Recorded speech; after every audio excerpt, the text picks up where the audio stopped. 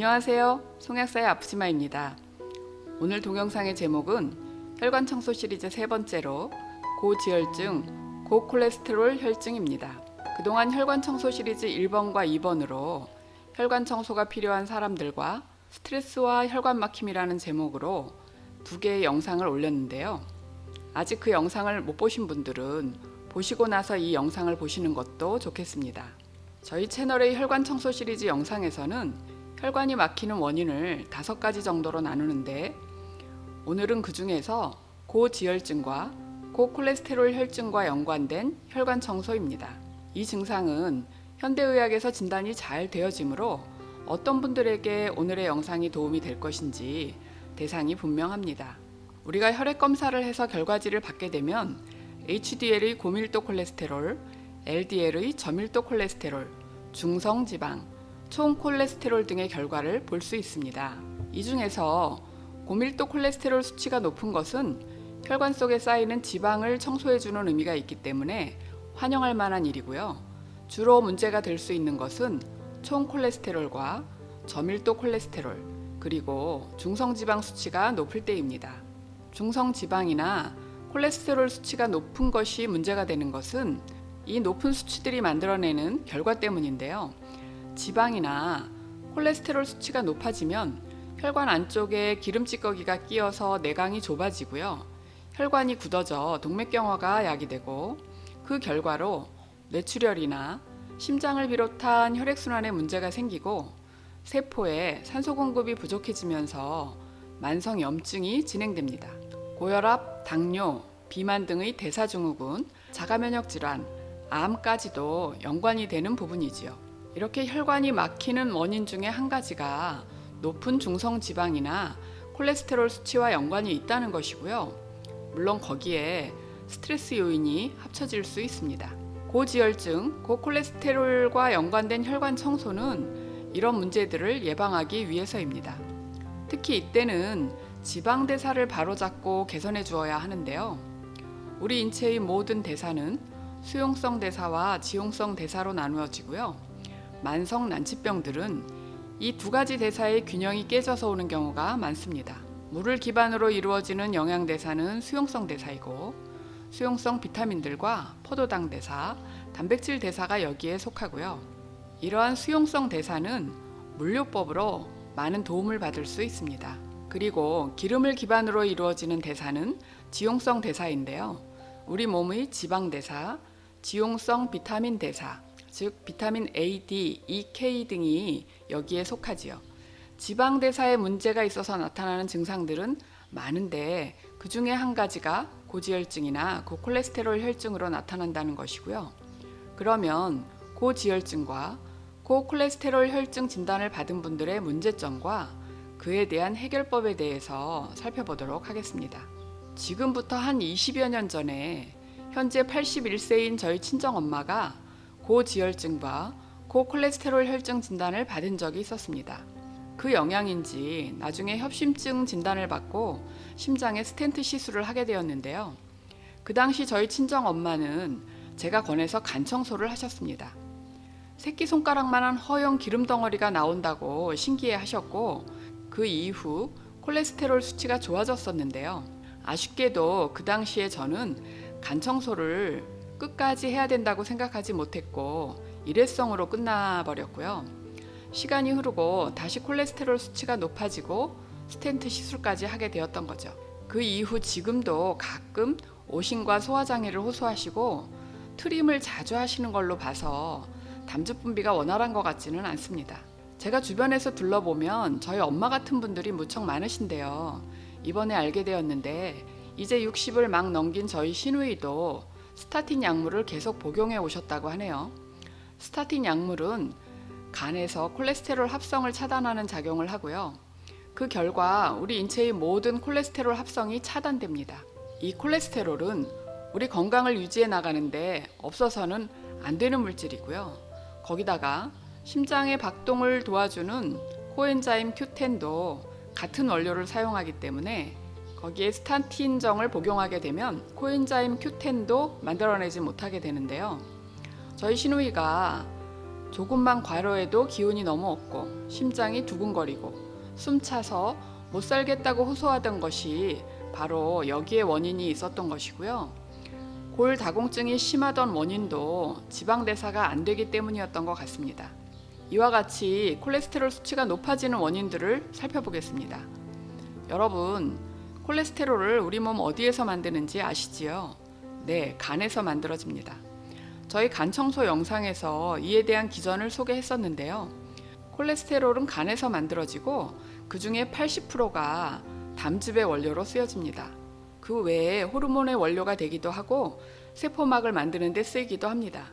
담즙은 하루에 1 내지 1.5리터가 만들어지는데요. 혈중의 콜레스테롤 수치가 높아지는 첫 번째 요인은 이 대사장애와 연관이 되는데요. 간에서 만들어지는 콜레스테롤이 담즙 생성에 사용되지 못하는 것이 중요 원인입니다. 여러분, 어떤 원인으로 담도가 막혀서 담즙이 흘러나오지 못하면 더 이상의 담즙이 만들어지지 않고요. 그럴 경우 소모되어야 하는 그 많은 콜레스테롤은 어디로 가게 될까요?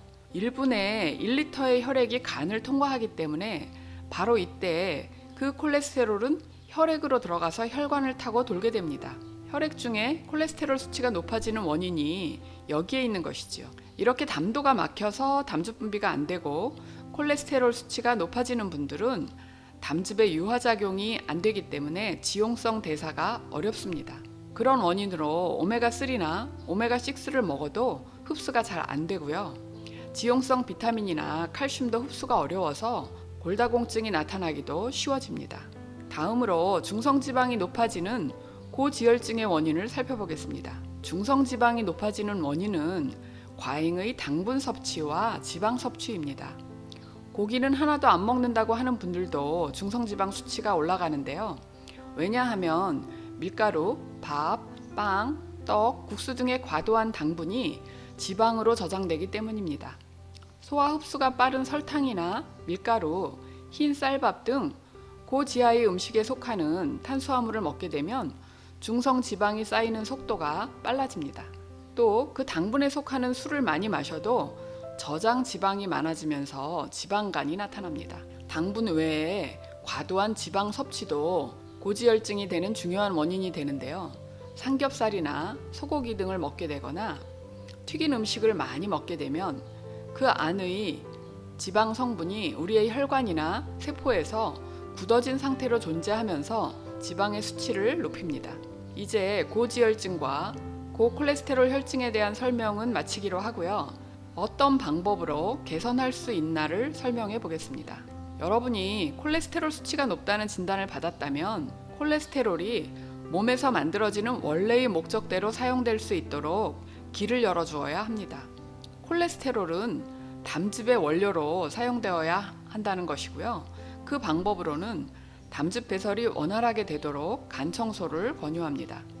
여러분이 간 청소를 한다고 해서 바로 혈관 청소가 되는 것은 아니지만 고콜레스테롤 혈증에서 혈관 청소의 출발은 간 청소입니다. 간 청소를 하고 나서 담즙 분비가 원활해지면 간에서 생성되는 콜레스테롤은 정상적으로 소모되기 시작합니다. 두 번째는 고지혈증에 대한 해결 방법인데요. 즉, 중성지방 수치가 높은 고지혈증을 가지고 있는 분들입니다. 또는 콜레스테롤 수치가 높아도 간 청소를 할 수 없는 분들도 있는데요. 혈어 증상이 심한 분들은 간 청소를 할 수 없습니다. 그런 분들도 여기서 방법을 찾을 수 있습니다. 이때는 과잉의 지방을 녹여주는 영양성분이 필요한데요. 요즘에 이야기되는 영양소들이 오메가3, 크릴오일, 레시틴 등이 있는데요. 이러한 영양소 중에서 지방 대사를 돕는 영양소는 담도가 막혀 있어 담즙 분비가 안 되는 상황에서도 직접적으로 유화작용을 할 수 있어야 합니다. 제가 사용해서 그러한 효과를 본 제품으로는 레시틴이 있습니다. 레시틴은 콩에서 추출한 식물성 레시틴과 계란이나 오리알에서 추출한 동물성 레시틴으로 나누어지고요. 일단 이 성분은 인지질을 가지고 있어서 물과 결합하는 친수성 분자와 기름과 결합하는 친육성 분자를 모두 가지고 있습니다. 따라서 담즙과 마찬가지로 지방을 유화시키기 때문에 우리 몸에서 지방을 녹여줄 수 있습니다. 상대적으로 오메가3는 담즙이 원활하게 분비되고 있을 때만 소화 흡수가 될 수 있습니다. 레시틴은 담즙 분비가 어려운 상황에서도 소화 흡수가 되면서 지방을 용해시키는 작용을 내줄 수 있습니다. 그로 인해 필수 지방산이 흡수가 좋아지고 지용성 비타민이 흡수되면서 세포막의 건강 상태가 개선되고요. 혈관벽의 건강 상태가 개선되어 그곳에 칼슘이나 LDL 콜레스테롤이 축적되는 일이 적어집니다. 레시틴은 우리 몸에서 생성하는 호르몬의 원료가 되어주고요. 고지혈증이나 고콜레스테롤 혈증을 개선시켜줍니다. 레시틴이 하는 작용은 다양하지만 오늘 영상에서는 지방 대사를 돕는 것에만 초점을 맞추었고요. 저의 경험에 의하면 식물성과 동물성에 따라서 효과 차이가 있기 때문에 여러분이 사용하고자 하는 목적에 따라서 구분해서 사용하면 되겠습니다. 이에 대해서는 다음에 영상을 만들어서 소개를 할 수 있으면 좋겠습니다. 이제 오늘의 영상을 마무리합니다.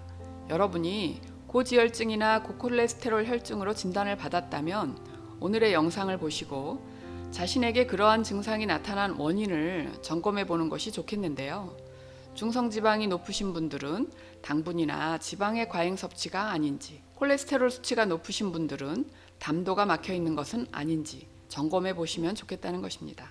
하여간 여러분이 고지혈증이나 고콜레스테롤 혈증을 가지고 계신다면 공통적으로 담석이 더 이상 나오지 않을 때까지 간 청소를 하거나 지방을 녹여주는 레시틴을 꾸준히 복용하시기를 권유합니다. 제가 예전에 약국을 할 때에도 간 청소와 레시틴을 열심히 활용했었는데요. 실제 그 도움으로 스타틴 약물을 끊으셨던 분들도 계시고요. 저희 시누이도 이번에 레시틴을 드시고 스타틴 약을 끊었다는 이야기를 들었습니다. 그러면 자신이 담도가 막혀 있는 것을 어떻게 아느냐고요? 그 부분은 제가 이미 올렸던 동영상 간 청소가 필요한 사람들을 보시면 참고가 되실 것입니다. 여기까지 영상을 보아주셔서 감사드리고요. 내용이 도움이 되셨다면 좋아요, 앞으로 계속 보시기를 원하신다면 구독과 종 모양을 눌러주세요. 감사합니다.